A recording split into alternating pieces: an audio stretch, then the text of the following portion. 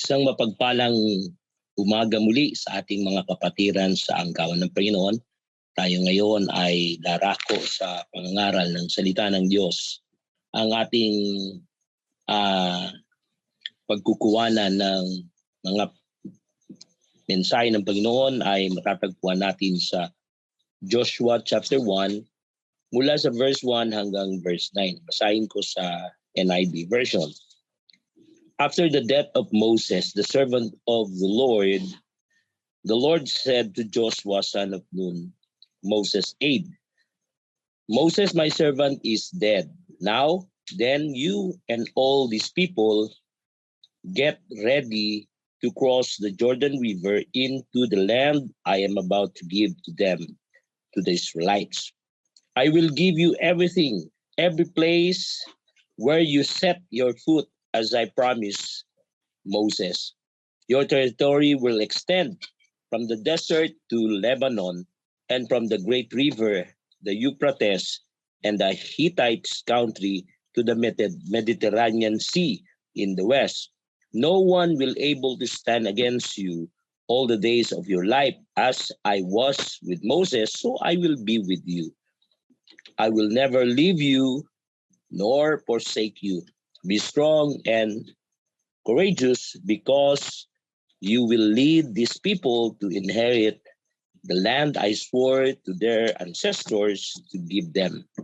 Be strong and very courageous. Be careful to obey all the law my servant Moses gave you.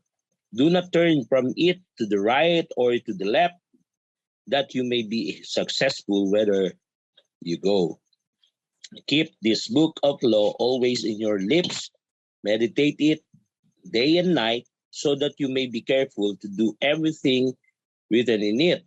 Then you will be prosperous and successful. Have I not commanded you? Be strong and courageous. Do not be afraid. Do not be dismayed, for the Lord your God will be with you wherever you go. Tayo manalangin. Aming Panginoon, kami po'y nagpapasalamat muli sapagkat alam po namin, pupunuin mo uli kami ng kalakasan, pupunuin mo uli kami ng pagpapala, sapagkat ito'y layunin mo sa iyong mga anak. Layunin mo sa iyong mga tupa na nasasakop ng iyong pastulan. At naniniwala kami, Panginoon, sa umagang ito, ang iyong pagpapala ay muli naming tatanggapin, ang iyong presensya ay muli naming makakasama sa aming pag-aaral ng iyong salita. Ipahayag mo, Panginoon, ang nais mo. Turuan mo kami, Panginoon, at hayaan mo, Panginoon, na ang biyaya mo ay aming asan. Bigyan mo kami ng kang umintindi, umunawa, at mapakinggan ng malinaw ang nais mo sa bawat individual na narito. Dalangin din namin ng kapangyarihan ng Espiritu Santo magbigay ng kakayahan para ito'y aming tanggapin at may sabuhay. Salamat, Panginoon. Sa iyo po namin tinitiwala ang lahat ng ito at buong puso na inaangkin ang pagpapalang aming tatanggapin. Salamat po, ito pong aming panalangin sa dakilang pangalan ng aming Panginoong Hesus. Amen. Dito sa ating nabasa, makita natin yung kasaysayan ni Moses papunta doon sa pagsalin ng pamumuno kay Joshua. Alam natin to, mga kwento to nung bata, pero ito'y nagtataglay ng malalim na katuruan patungkol sa Biblia, sapagkat makita natin ang Old Testament ay isang mga kwento, mga narratives na mga kasaysayan kung paanong nakipag-usap ang Diyos sa kanila bilang bayan ng tipan. Paanong nanguna ang Diyos, paanong silang pinagpala, paano silang pinagalaw ng kanilang Panginoon. At sa panahon natin ngayon, halos parehas, ang kaibahan lang sa kanila ay kung paano silang ginabayan ng Panginoon patungo sa mundo na kanilang ginagalawan at parang makamit yung pangako ng Diyos. Sa atin naman ay pagkatapos nating makamit ang pangako ng Diyos, tayo rin naman ay nasa isang paglalakbay na nais ng Diyos at iniutos ng Diyos. Meron din tayong gagawin at meron tayong ayusin. Kung paano iniutos kay Joshua na magpakatapang at magpakatatag, ganoon din ang utos sa atin na magpakatapang, at magpakatatag. Anumang pangako kay Joshua na siya'y sasama sa atin, ganoon din ang pangako sa atin ng Panginoon. Kaya habang pinag-aaralan natin yung kasaysayan ni Joshua, nawa makita natin na hindi lang pinag-aaralan natin ang tapos na kasaysayan, kundi ipinapahayag ng Panginoon yung ating gagawin sa ating panahon. Makita natin yung ating mga buhay patungkol sa misyon na inilatag ng Panginoon at sa mga pangakong ibinigay ng Panginoon. Kaya nawa makita natin yung kabutihan ng Panginoon. Una, kita natin sa istorya na yung Kanaan ay binigay ng Panginoon kay Abraham mula pa nung una. Mula sa bayan ng Ur, nakita niya yung pananalakayan ni Abraham na noon ang pangalan pa lang ay Abram. Pagkatapos ito'y kanyang tinawag sa edad na 75. Tinawag niya to at pinangakuan na mula ngayon ikaw ang magiging bayan at ako'y magiging iyong Panginoon.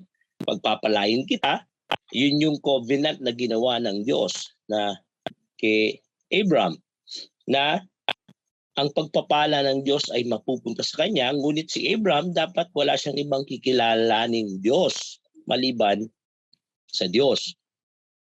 Bagamat ang Ur na pinanggalingan niya, ay alam natin na punong-puno ng Diyos-Diyosan. Pero dahil sa tipanang iyon, nakita natin si Abraham ay naging bayan ng Diyos.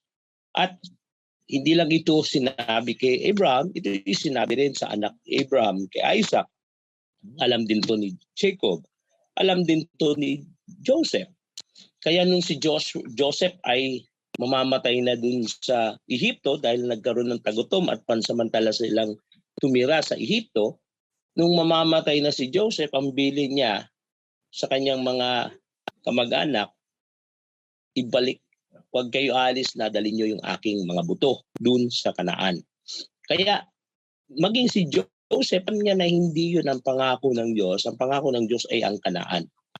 Tapos dumating ang panahon kay Moses na mula sa Ehipto, sila'y naging alipin at sila'y kailangang bumalik sa Kanaan. Sa madaling salita, gusto kong ipakita na malinaw sa Israel yung pangako ng Diyos patungkol sa pupuntahan nila. Nung hawak pa lang ni Moses, yung pamumuno, alam na ng tao kung saan sila pupunta. Kaya lang sa katigasan ng kanilang ulo, hindi sila nakapasok agad. Imbis na 40 days lang sila papasok, ginawa ng Diyos na 40 years. At malinaw yung parusa, yung konsekwensya ng kanilang pagsuway, wala makakapasok hanggat hindi gumagalaw yung Shekinah glory na nasa ulap. At yun yung palatandaan na pumapayag na ang Diyos na sila'y pumasok. Katunayan, maraming nagsubok pumasok, ngunit sila'y nabigo. Kaya kita natin yung first generation ay nangamatay lahat kasama si Moses at ang natira lang si Joshua at si Caleb. Kaya itong ating pag-aaralan ngayon, ito yung panahon ni Joshua na kung saan ay namatay si Moses at ang utos sa kanya, Joshua, patay na si Moses, ngayon ay tatawid kayo ng Ilog Jordan. Ang ibig sabihin, yun na yung first step na i-conquer nyo na napagitan sila ng Ilog Jordan. At yun yung malinaw na usapan na narinig na nila mula pa noon at alam nila at hinahantay nila yung takdang panahon ng kanilang pagpasok. Kaya malinaw yun. Alam nyo, minsan, ang sarap ng pangako kapag yung pangako nakadetalye. Ang sarap yung pangako kapag may blueprint, malinaw. O sa araw na to, pupunta ka dito, sa araw na to, kunin mo to. O, malinaw. Pero kung yung pangako ay basta, ako nang bahala sa pangangailangan mo. Pero wala namang malinaw kung kailan siya magbibigay, paano siya magbibigay, saan mo kukunin, kailan mo kukunin, paano mo sasabihin, paano ka makatitiyak na gagawin niya yung pinangako niya. Ang hirap. Pero sa Diyos, makita natin trustworthy ang Diyos. Magaling siya na sa ano. Kaya dito, ang isang kaganda naman dito, yung word na covenant. Alam natin na ang Diyos ay pinaka-compatible na karelasyon ng tao. Bakit? Ang tao ay punong-puno ng kahinaan at kakulangan. samantalang ang Diyos ay walang kahinaan at walang kakulangan. Kaya laging dahil nakipagtipan ng Diyos sa atin, pumayag siya bagamat alam niya na mas tapat siya, mas makapangyarihan siya, mas matuwid siya, pumayag siyang makipagtipan sa katulad natin na punong-puno ng kahinaan at kasalanan. Alam niyo, yun yung grace eh. Yun yung biyaya na pumayag ang Diyos na magpatali kasama natin na kung saan nangako siya ng lahat ng pagpapala ay bibigay niya sa atin at inaasahan niya na lahat naman ng samba ay bibigay natin sa Kanya. Na kung tutuusin doon ayon sa Kanyang foreknowledge, alam niya na hindi natin yun magagawa. Ipagtipan pa rin siya. Kaya dito, makita natin, biyaya yun. Kahit na naging hindi tayo tapat, nagiging tapat pa rin ng Diyos para sa atin. Dumarating ang panahon na mas pinipili ng Diyos yung maparusahan kaysa mapagpala. Pero nagtitira pa rin ang Panginoon ng iilan kasi ayaw niyang masira yung pangako niya. Napakatagal bago nangyari ito. At ito na yung simula. Kaya dito, makikita natin dito, kung yung isang tanong, kung ang Diyos ang nagbigay ng detalye, ang Diyos ang nagbigay ng paraan, paanong gagawin, ang Diyos ang nagsabi na lahat ng tutungtungan mo ay mapapasa iyo, ibibigay ko sa iyo, walang makakatalo sa iyo. Kung paano nanguna siya kay Moses, mangunguna ako sa iyo. Kung ganun, ang buong detalye na sinasabi ng Diyos na siya na yung nag-take charge, ba't sinasabihan niya pa si Joshua na magpakatatag, magpakatapang? Anong purpose? Parang may contradiction, no? Na sinabi ng Diyos, planado ng lahat, wala nang problema. Pero sabi niya, Joshua, sabi niya, be strong and take courage. Ang tanong, bakit ba siya kailangan magpakatatag at maging magpakatapang kung ganun ang Diyos na pala ang naganda? At ito yung itatlong bagay na tatalakayin ko kung bakit kailangan magpakatatag tayo, kagaya ni Joshua, gayong alam nating tinalo na ng Panginoon ang sanlibutan at nakalaan na yung future natin na kasama ng Diyos. Kumbaga, nakikidaan na lang tayo sa mundong ito. Malinaw na yung plano, pero laging kasama pa rin yung dapat tayo magpakatatag at magpakatibay habang nandito tayo sa sanlibutan. At ito yung mga ilang dahilan. Una, makita natin, kasi yung salitang to conquer the world. Yung Israel ay nire-represent ang church. Sa panahon natin ngayon na siyang bayan na tipan ng Diyos, nire-represent niya yung sheepfold, yung mga tupa ng Panginoon. Samantalang ang Panginoon naman, nire-represent niya siya bilang shepherd. Ang represent niya yung world na siyang kakaiba yung kanyang pamamaraan ng Diyos, na siya'y kalaban ng Diyos. Kaya dito makita natin, pupunta si Joshua, tatawid dun para yung Kanaan. Kung titin sa panahon natin ngayon, pagkatapos mamatay ni Jesus, sabi niya, ipahayag niyo yung aking salita, kayo ang ilaw ng sanlibutan, ipakilala niyo ang kaligtasan at disciples sila at bautisman. Makita natin, labanan din between darkness and light. At tayo yung nandun sa partido ng light na kailanman nangako ang Diyos na hindi matatalo. Kasi pag tingnan niyo yung liwanag at yung kadiliman, pag pinagsama mo, kahit gaano kaliit yung liwanag, hindi matatalo ng kadiliman. No? Kaya yun yung isa sa mensahe ni Juan na hindi tayo nilagay ng Diyos sa sanlibutan para manalo o makipaglaban. Kasi sabi ng Panginoon, na paglabanan ko na to at na ako'y nagtagumpay. Kaya tayo nilagay ng Panginoon para ipagpatuloy yung kanyang ginawa. Hindi tayo makipaglaban para makuha yung tagumpay. Matagal nang nagtagumpay ang Panginoon. Parang ganun yung sitwasyon natin ngayon. Kaya lang, sabi dito, kaya tayo kailangan i-conquer natin sa sanlibutan. I-subdue natin yung sanlibutan. Ito yung plano ng Panginoon. Paano naman mangyayari ito? Makita natin dun sa unang mga talata, idinitalye ng Panginoon kung ano yung gagawin nila, no? Idinitalye niya kung hanggang saan yung sukat, gaano kalaya, kung sa parte ng norte, ng east, ng west, bininitalye ng Panginoon dun sa ating binasa kung paano yun, no? Kaya ganun ang plano rin ng Panginoon. Makikita natin dun sa verse 1 hanggang sa sa verse 4, yung location ng kanyang ibibigay. Pagdating naman verse 5, yung mga promises na sabi niya na walang makakatalo sa iyo, walang kung paano lumagay ako kay Moses, ako'y kasama mo rin. Yun yung pangalawa, no? Tapos hindi kita iwanan o pababayaan. Pangatlo, pagkatapos makita natin, doon pa lang sinabi, pero kailangan mong magpakatatag at magpakatapang. Doon pa lang sinabi. Kaya ang unang dahilan, kaya natin magpakatatag at magpakatapang kasi i-conquer natin yung sistema ng mundo. I-conquer natin yung sanlibutan. Kaya dito makita natin yung plano, detalyado, yung pangako, malinaw. Mula pa noon, kumbaga parang hindi naman binulong sa iyo ng Diyos yung plano niya eh.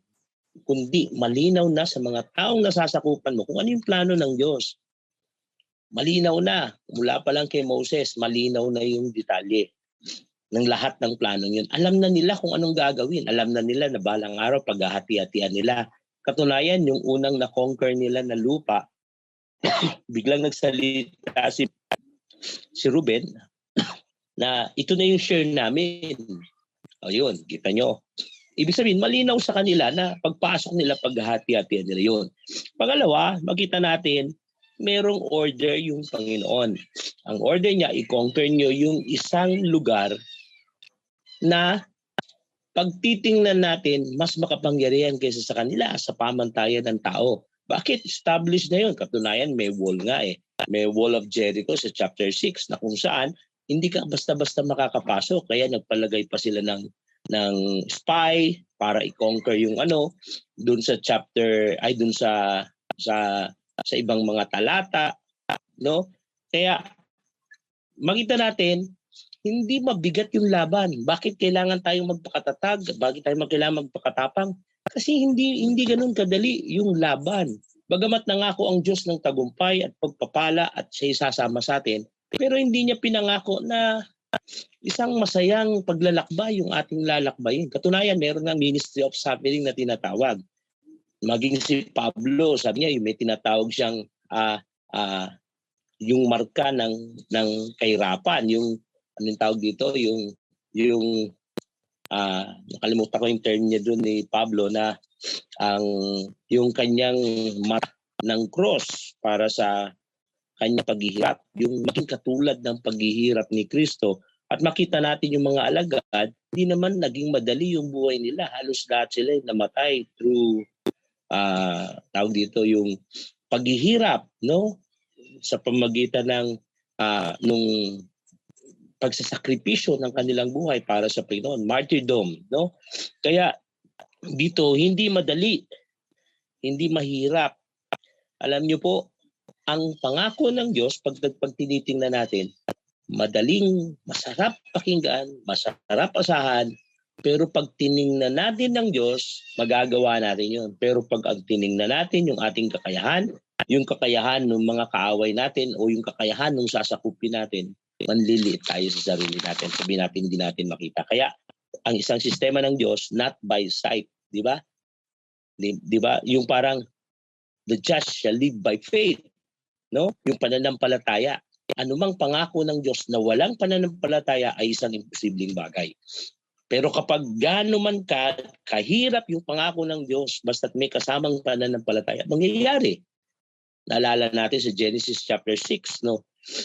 Yung ark, nasa gugunawin niya ang mundo. Noah, gumawa ka ng arko na gantong size. Pag tinignan niyo yung size, napakalaki. Imposibleng magawa yun ni Noah.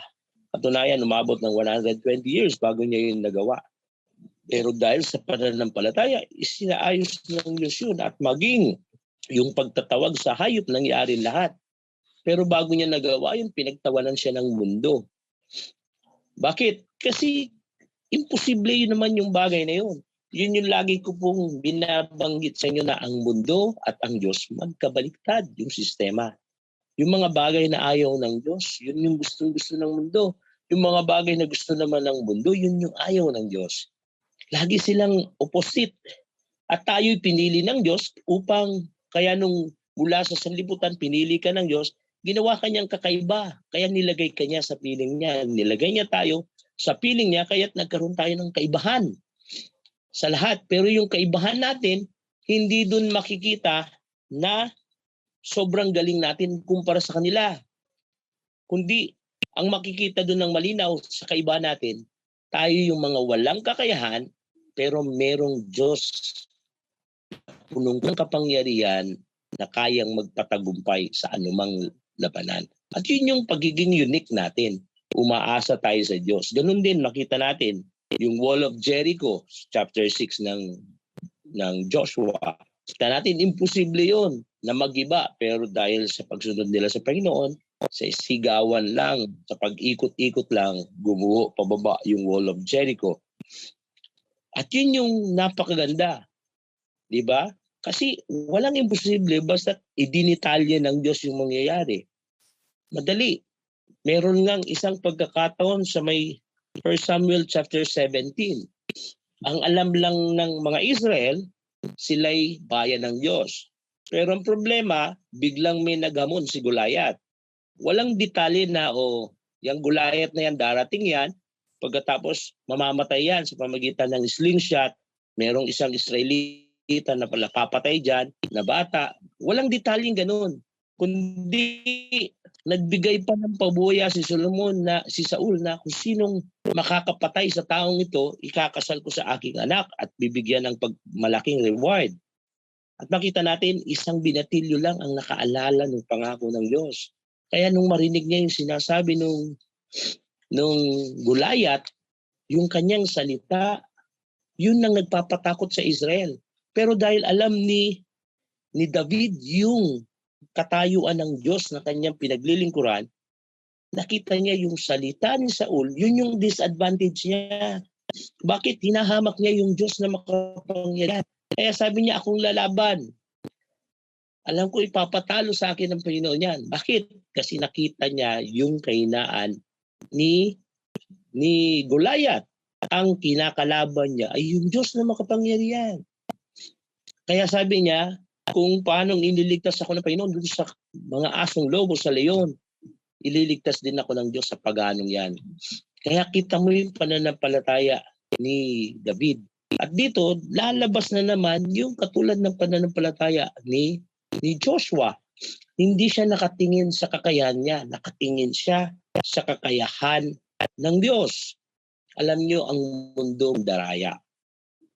Makita natin na i-reflect natin kung paano ang Kanaan ibigay ng Diyos, pero ang bili ng Diyos, sunugin nyo lahat. Wala kayong kukunin, titira, patayin nyo lahat. Bakit? Ayaw ng Diyos mahawa yung kanyang bayan. Ibibigay niya itong lote, itong lupang ito na magiging pag-aari na kung saan dun sa lugar na yon magsisimula yung bayan ng Diyos.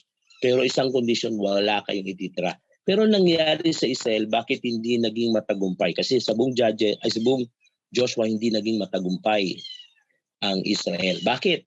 Kasi yung sanlibutan na dapat i-conquer, naging kaibigan nila. Maalala natin si Akan, meron siyang nakitang magandang bagay at kanyang itinago. Di ba? Kaya dahil doon, natalo sila sa isang malit na bayan ng Ai.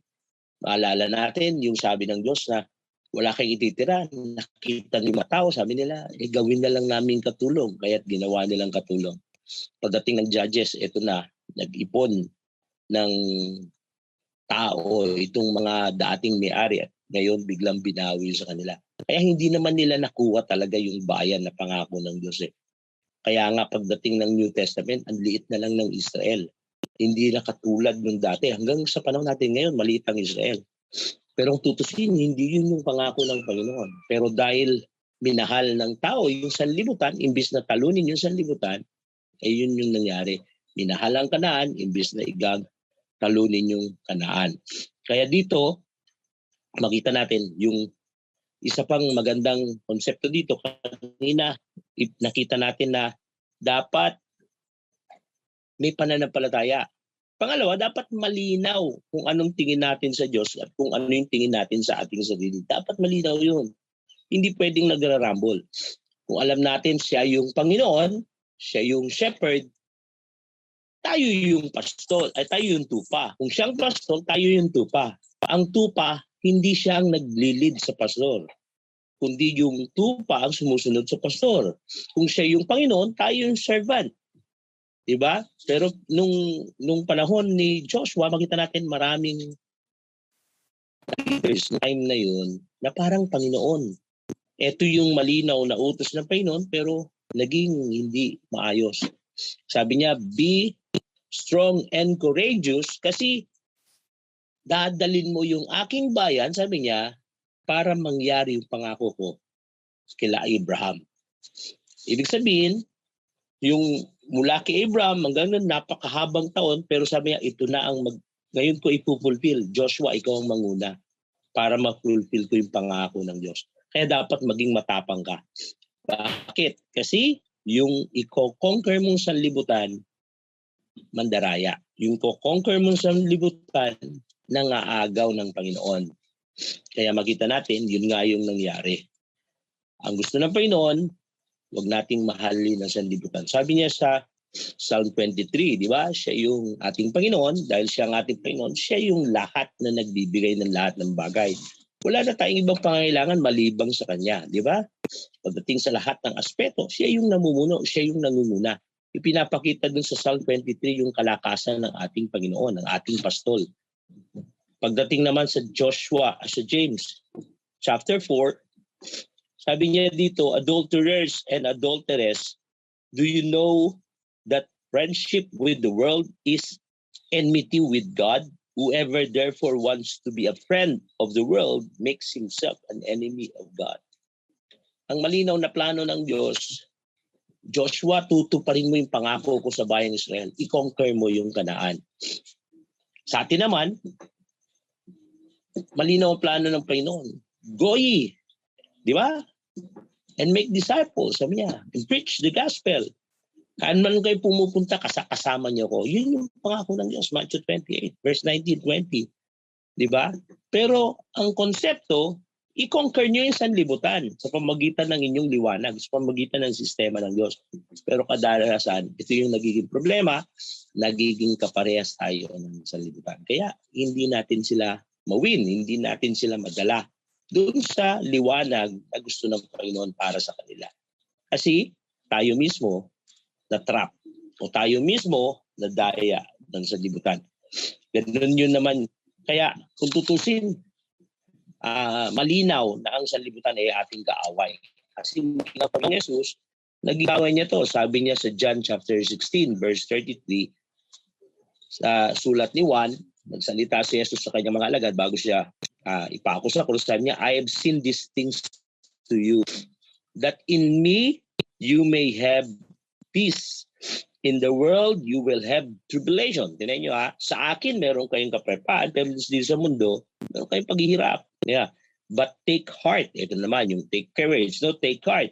I have overcome the world. Huwag kayong matakot kasi tinalo ko na itong sanlibutan ito. Pero ang sanlibutan ay kaaway, hindi siya kaibigan. Kaya nga i-conquer natin siya sa liwanag ng Panginoon. Yung darkness, wawasakin natin eh. Yung darkness, paalisin natin eh. Palalawakin natin yung teritoryo ng light, no? Pero ang nangyayari, minsan nakakalungkot, mismong sa loob ng church, nakakapasok yung darkness. Kaya may mga sabi niya, pagdating ng araw, may mga bulaang pagturo. Diba? Minsan may mga pagkakataon na yung mga habitual sin or yung mga kasalanan nakakapasok sa loob ng mga leaders ng Panginoon. At yun yung problema, paano natin ko-conquer? Ang sabi ng Biblia, be courageous, no? Be strong and take courage. Kailangan natin ng tapang para labanan ng sanlibutan. Kailangan natin ng tapang para iwasan yung gawa ng sanlibutan. Kailangan natin ng tapang para matransform at huwag makonform. Ayun ang sabi niya sa Romans chapter 12 verse 2. Ang linaw na sabi ng Panginoon sa Romans 12 verse 2, sabi niya, do not be conformed. Sabi niya, una verse 1, sabi niya, therefore I urge you, brother and sisters, in view of God's mercy, to offer your bodies as a living sacrifice, holy and pleasing to God. Yung word na holy is separated or inihiwalay, kakaiba. This is your true and proper worship. Do not conform to the pattern of this world, but be transformed by renewing of your mind. Then you will be able to test and approve what God's will is, His good, pleasing, and perfect will. Kaya, minsan ang kalaban natin yung gusto natin. Kagaya si Akan, ang ganda ng plano ng Panginoon, pero biglang siya nagkaroon ng personal will. No? Kaya nawa mga kapatid, maintindihan natin, inuutosan tayo ng Panginoon maging matapang at maging malakas para labanan natin ang sanlibutan at tayo magtagumpay laban sa mga bagay. Pangalawa, bakit natin kailangan? Una, para talunin. Pangalawa, to conquer ourselves. Kasi yung ating sarili, ito yung sistema ng sanlibutan na siyang hari. Sa mundo, makita natin, nung nila ng Diyos ang lahat ng bagay ay umaasa sa mga nakapaligid sa Kanya. Yung insekto, umaasa sa mga ganito. Yung halaman, umaasa sa mga hayop. Yung hayop, umaasa sa langit. Sa araw, umaasa sa mga halaman. Lahat, yung cycle, yung ecosystem, maging ang tao ganun din. Maraming umaasa sa tao pero umaasa din ng tao. Pero ang kakaiba, yung ating katawan umaasa sa mundo pero yung ating spirito umaasa sa Diyos. Simula nung magkasala ang tao, nagkaiba. Namuhay ng sarili.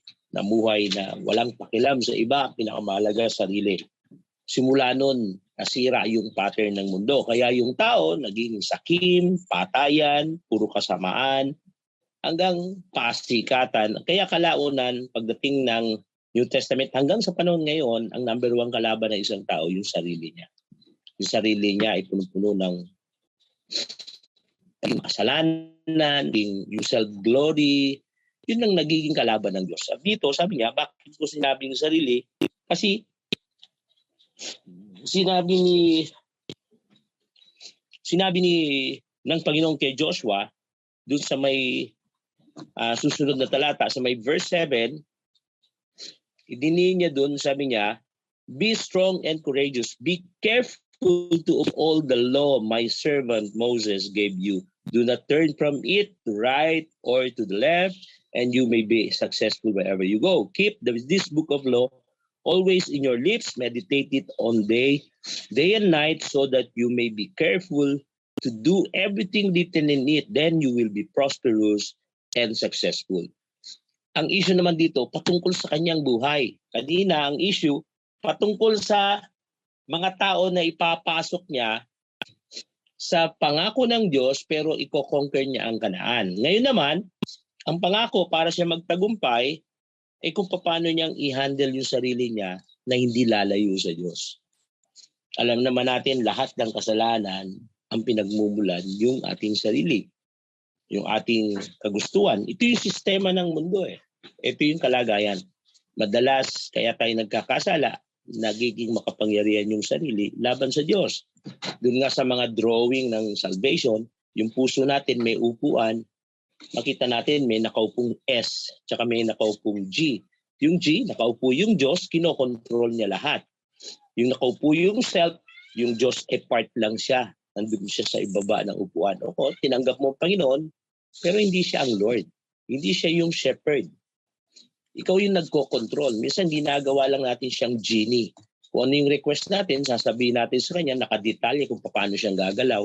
Ginagawa natin siyang utusan. Minsan ang Diyos, ang tingin natin, parang tagalinis lang. Sa tuwing nagkakasala tayo, Panginoon, linisin mo ko, tawarin mo ko.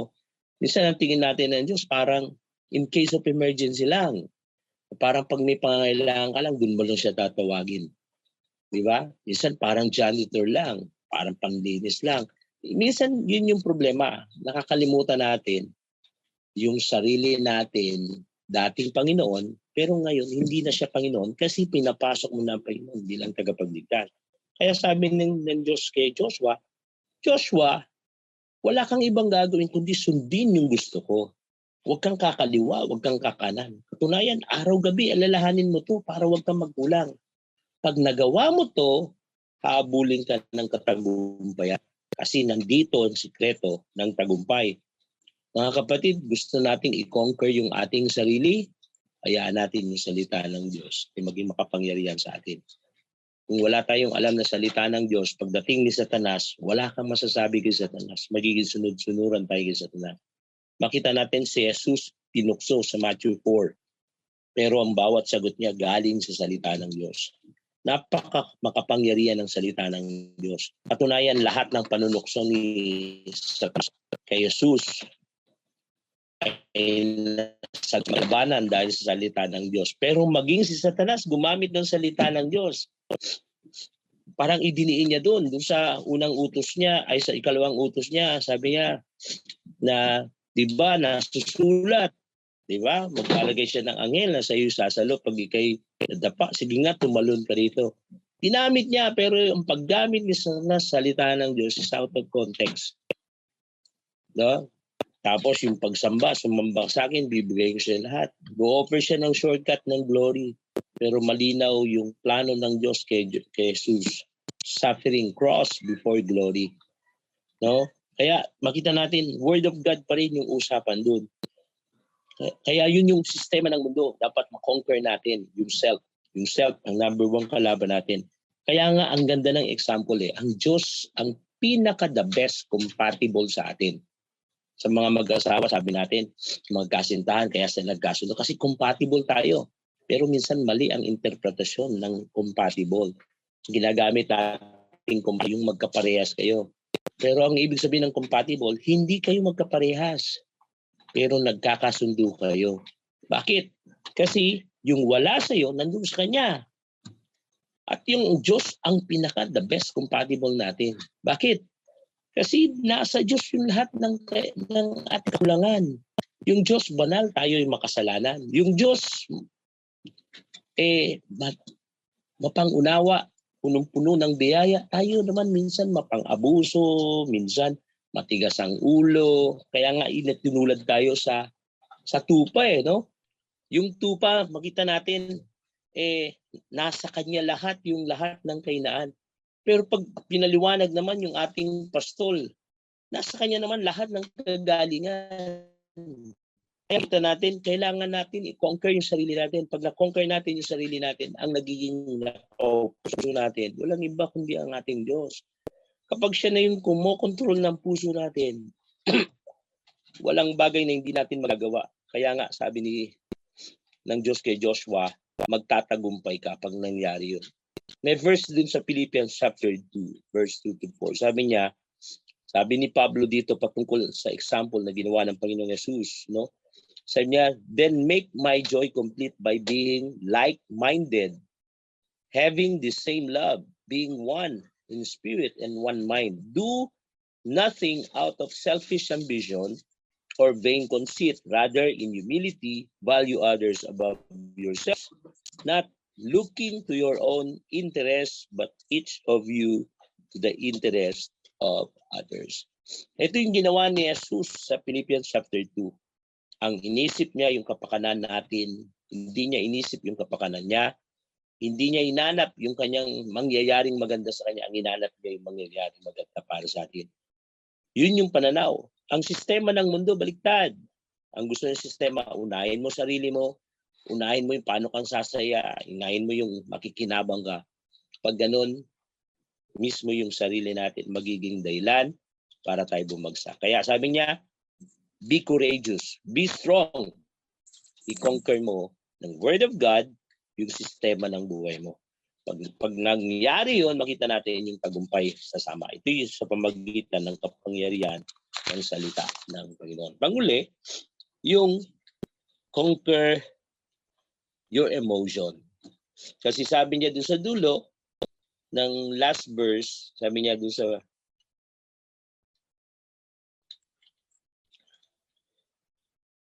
basahin ko yung last verse, sabi niya,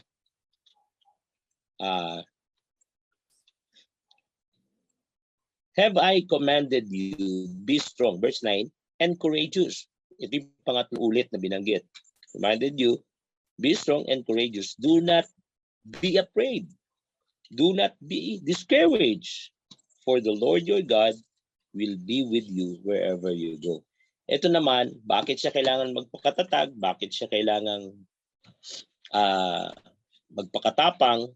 Kasi merong emosyon na siyang magdadala sa iyo na matakot, ma-discourage. Bakit? Kasi una, yung journey mahaba. Mahaba yung journey. Yung pangako nga ng Diyos, pag binilang mo mula kay Abraham, kay Joshua, how many years bago nangyari yun? Kaya yung pangako ng Diyos, hindi naman yung pag sinabi niya, gawin mo to kinabukasan mangyayari na, hindi. Mahaba yung labanan, mahaba yung lakbayin. Hindi lang yun. Yung pangungunahan mong tao, hindi ganun kadali. Alam ni Joshua kung gaano pinasakit ang ulo ni Moses ng bayang Israel. Di ba? Kaya pag nakita natin kung gaano kahirap na yung ginagawa, nangyayari sa atin, gaano ka yung disadvantage o kaya yung circumstances na negative o kaya yung mga obstacles na dinadanas natin o kaya yung mga tao, paano tayong inaaway, sinisisi sa mga sitwasyon, kasi self-pity tayo eh. Magti-trigger yung emosyon sa atin. At yung emosyon na yun, i-distract yung faith natin. Kaya sabi niya, maging matapang ka at maging malakas sapagkat darating tong bagay na to sa pagsunod mo sa akin. Kaya dapat matatag din tayo at malakas para sa bagay na to. Alam niyo po, totoo, hindi naman inutos ng Diyos sa atin to kasi alam niya malakas tayo. Kaya niya to inutos kasi alam niyang mahina tayo at magtatagumpay lang tayo pagkakapit tayo sa kanya. Na siyang malakas. Minsan, yun yung mali ng sistema ng tao. Gusto niya lagi siya yung may dahilan kung bakit siya nagtagumpay. Parang napakahirap sa tao na kaya siya nagtagumpay dahil sa ibang tao. Parang ang hirap tanggapin yun kasi yung glory wala sa iyo. Pero kung tutusin, privilege yun. Yun yung ginawa ng Diyos sa atin. Hindi sa atin yung glory kung bakit tayo naligtas. Sa Diyos yung glory. Siya yung namatay sa krus, hindi dahil sa malinis tayo. Sabi niya, ngunit namatay si Jesus nung tayo yung mga makasalanan pa. Ibig sabihin, ginawa ng Diyos yung lahat ng trabaho para sa atin yung mga magandang bagay. Kaya yun yung sinasabi niya dito, dapat maging malakas ka upang magawa mong labanan yung mapanlinlang na emosyon, yung pagkatapos. Kasi walang dadaling magandang bagay yan tungo sa kasigasigan mong sumunod sa plano ng Panginoon. Bagkus, yan nga ang magpapabagal. Naalala niyo si Moses, kung hindi dahil sa kanyang pagkagalit, hindi niya na sana nasuway ang Diyos nung inutos sa kanya na kausapin mo yung bato. Sa galit niya, pinagpupukpok niya yung bato. Emosyon niya yung dahilan. Kaya siya nagkasala sa Panginoon. Maalala natin si David sa kabila na napakalapit niya sa puso ng Panginoon. Yung nabighani siya dun sa naliligong si Bathsheba. Nakalimutan niya yung pagiging Panginoon ng Diyos niya. Naging Panginoon siya ng sarili niya at pinakuha niya yung magbibigay ng kasiyahan sa kanya. Mandaming lingkod ng Diyos ang nahulog kasi hindi na paglabanan yung emosyon. May mga pagkakataon, maawa tayo sa sarili pag dumarating si Elijah. Sa kabila na napakalakas ni Elijah, napakalaki ng pananampalataya niya, ang dami niyang, dahil sa kanya natalo yung mga propeta ni Baal. Pero nung sinabihan siya, papapatay kita, agad siyang na self-pity, tumakbo na parang kawawang-kawawa. Pagdating dun sa Mount Carmel, sabi niya, gusto ko nang mamatay. Kaya ginawa ng Diyos, ginamot yung kanyang emosyon.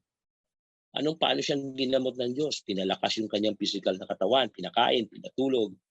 Pagtas ginamot yung kanyang psychological na kainaan. Kala niya nag-iisa na siya. Sabi niya, hindi, may mga 3,000 pang hindi sumasamba kay Baal. Tapos, ginamot siya na pinakita yung lakas ng Diyos, di ba? Naglindol, nag-angin, di ba? Gumalaw yung lupa. Pero sabi dun, wala dun ang Diyos. Pagkatapos dun sa whisper, dun palang lumabas ang Diyos. Ibig sabihin, hindi mo kontrolado kung gaano kalakas ang Diyos. Hindi mo kontrolado kung anong gagawin ng Diyos. Kahit anong bagay, kayang gawin ng Diyos. At dahil dun, nanumbalik yung kanyang lakas. Minsan ganun, pag tayo nada-down, nadi-distress, nawawala tayo sa focus. Kaya kailangan natin magpakatapang at kumapit sa Diyos kasi Diyos ang may kakayahan para sa tayo magtagumpay. Alam niyo yung stress minsan, opportunity yan para lalo nating makilala kung gaano kagaling ang Diyos. Opportunity yan para lalo nating makita kung paano gaano siya kagaling. Hindi mo mararanasan na manggagamot siya kung hindi ka nagkasakit. Hindi mo mararanasan na siya Jehovah Jireh kung hindi natin maranasan yung magipit. Opportunity lagi yun. Kaya hindi kainaan yung kakulangan. Katunayan sa Matthew chapter 5, yung beatitude. Kung titingnan natin yung sinabing mga mapapalad dun sa mga panahon na yun, puro negatibong sitwasyon. Mga aba, walang inaasahan, di ba? Yung mga inapi, yung pinag-uusig, sila yung mapapalad. Mga negative na sitwasyon yun. Bakit? Kasi kapag ginamit ng Diyos, ako nakita ko yung paliwanag doon na sinasabi ng tao na pag maganda yung nangyari sa iyo, mapalad ka. Pero dito sinabi, kahit pangit ang nangyari sa iyo, mapalad ka. Bakit? Kasi yung oras na yun, makikita mo kung gaano kagaling ang Diyos. Hindi ka magiging mapalad na inapi ka lang, na wala kang kinapitan. Kaya ka naging mapalad kasi nung dumating yung kaapian, nakakapit ka sa Diyos. Sa Diyos ka umasa, di ba? Pag tiniwala mo sa Diyos ang lahat ng bagay, ginawa mo yung gusto ng Diyos para wag kang magkasala. Kaya ka naging mapalad kasi nagkaroon ka ng pagkakataon na sumandig sa Diyos sa oras na hindi mo kaya. At yun yung pagiging mapalad. Kaya yung mga negatibo na sirkumstansya, nakikita ko yun isang pagkakataon para magpakatapang at magpakatatag para magawa natin yung gusto ng Panginoon sa buhay natin, sa plano natin. Kaya mga kapatid, ito yung utos ng Diyos kay Joshua. At tunayan, kung titingnan natin, si Joshua, sabi na dili-diliin mo yung salita ng Diyos. Ang Bible pa is Genesis to Deuteronomy. Yung tinatawag na Pentateuch. Mismo yung Joshua, hindi pa siya Bible. Hindi pa siya Bible. Ito yung present na nangyari, yung Book of Joshua. Ang Biblia pa lang nun ay yung Pentateuch. Pero nagawa ni Joshua maging matagumpay. Mga kapatid, yung Biblia natin hanggang New Testament, mas maraming kwento ng katagumpayan na ginawa ang Diyos.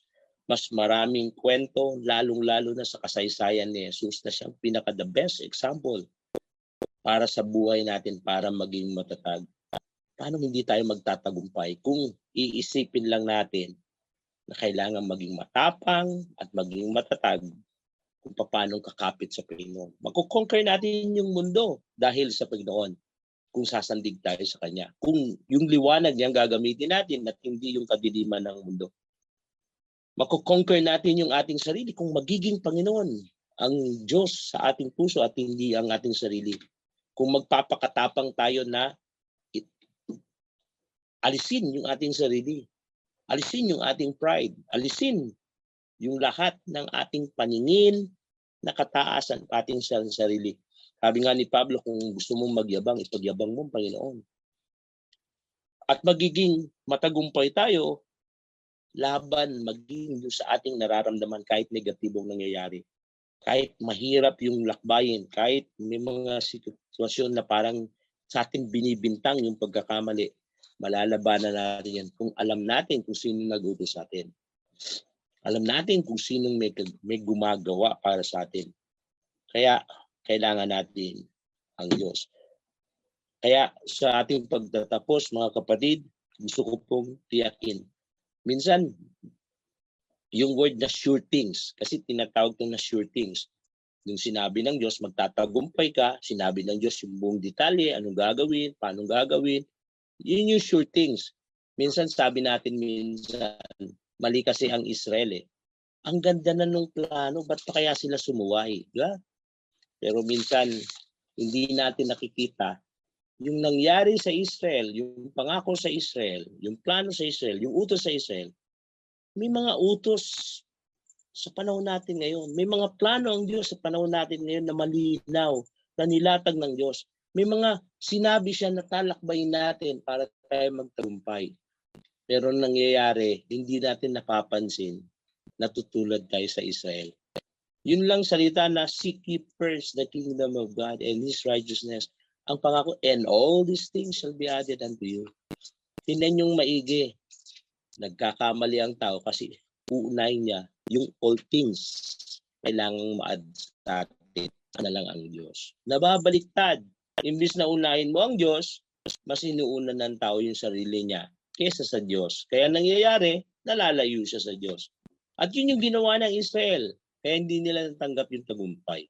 At pwedeng mangyari rin sa Israel. Yung nangyari, pwede rin mangyari sa atin yung nangyari sa Israel. Kung ang Israel ay hindi niya sinunod yung magpakatapang at magtagumpay at magpakalakas, kung di niya yun nasunod, pwede rin hindi natin yun masunod. Pero ang kalamangan natin, andyan na ba ng Espiritu na siyang tutulong sa atin para magtagumpay, para maging matapang, para maging firm, di ba? Yung integrity ng pagiging Kristiyano ay nasa atin. Bakit? Kasi ang Panginoong Yesus na nanahan na sa atin. Hindi katulad nung panahon nila. Mas malaki yung advantage natin pagdating dito. Tamang, kung titingnan natin, ang pinakakabuuan ng konsepto ng Biblia, niligtas tayo ng Diyos nang walang ginagawa. Niligtas tayo ng Diyos kahit tayo mahina. Niligtas tayo ng Diyos na kahit tayo makasalanan. Pero pagkatapos ng pagliligtas, yung karakter ng Diyos na pagiging malakas, pagiging matatag, pagiging matapat, yun naman ang nagiging byproduct nung kaligtasang ating tinanggap. Kaya yung nakipag-covenant sa atin na Diyos na walang kapintasan ay nagiging katulad din natin. Nung una, mahina tayo, lagi tayong bumabagsak, lagi tayong sumusuway sa tipatan. Pero pag naintindihan natin kung gaano kabuti yung Diyos, kita natin saka lang tayo nagiging tapat sa tipa ng ating ginawa para sa Panginoon. Kaya anumang problema, anumang mga tukso, anumang kahinaan, kunin natin sa lakas ng Panginoon. Huwag sa sarili natin. Tandaan natin, sistema ng mundo, na kunin natin yung lahat ng ideas sa lakas natin. Nung nakaraan, nag-counsel kami, nagturo kami. Sinama ko si Mrs. doon sa marriage couple fellowship. Alam nyo, ito yung gusto kong i-share na may kinalaman din dito. Minsan, umaten kami ng kasal. Tapos pagkatas tatawagin yung ninong para mag-advise o yung ninang. Marami akong naririnig na advice ng mga tao. Pero hinahati ko lang sa dalawa yun. Una, yung advice na pinepwersa mo yung lakas ng tao na kailangang mag-effort siya para siya magtagumpay. Totoo naman yun. Pero ang problema, imposible yun. Imposible yun na panghabang buhay. Kasi ang tao likas na may kahinaan. Halimbawa, yung isang payo na ang ganda naman nun, sabi niya, isipin mo, sabi niya sa lalaki, isipin mo na bawat araw ay huling araw na bigay ng Diyos na pagkakataon mo paano maglingkod sa asawa mo. Yun na yung last day. Kaya gawin mo na yung dapat mong gawin. Ang ganda, di ba? Ibig sabihin, kung yun yung last day, isipin mo na anong pinakamagandang bagay na magpapasaya sa asawa mo. Pero pwede mo yun magawa isang araw, 2 araw, 3 araw. Pero natitiyak ko, hindi mo yun magagawa habang buhay. minsan nga makaranas ka na yung asawa may sakit. Oo, naasikaso yan sa umpisa, pero kalaunan sa dami ng okasyon, pinapaubaya yan sa iba. Minsan, iiwanan yan ng kahit na ganun yung karamdaman. Minsan, nagkukulang tayo sa pangailangan dahil sa ating kahinaan at dahil sa ating dami na obligasyon. Kung ang lahat ng tagumpay sa bilang mag-asawa ay kukunin mo sa iyong lakas, hindi mo magagawa yun. Pero kung ang mag-asawa ay parehas ng lakas mula sa Panginoon, dun pa lang magiging makatotohanan. Kung gagawin mong paglilingkod sa Panginoon, yung gagawin mong para magkaroon ng masayang pamilya, sabi ng Bible, do it for the Lord. Gawin mo para sa Panginoon. Kapag ang Panginoon ang dahilan kung bakit mo ginagawa, makita mo yung asawa mo para siyang para kang steward. Pinagkatiwala lang ng Panginoon, pero kailangan mong patunayan sa Panginoon na sinasamba mo siya at pinapasalamatan mo siya sa napakagandang regalong bigay niya sa iyo. Ganun din sa mga anak, ganun din sa trabaho, ganun din sa talento.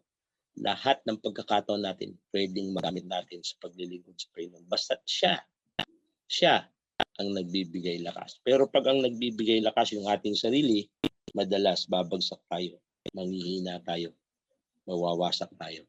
Kaya mga kapatid, ang Panginoon ang ating pag-asa. Panginoon, ang siyang nagiging dahilan kaya tayo nagtatagumpay. Sabi niya, conquer ko ng mundo, kaya alam ko, kahit danas kayo ng kahirapan, magtatagumpay kayo.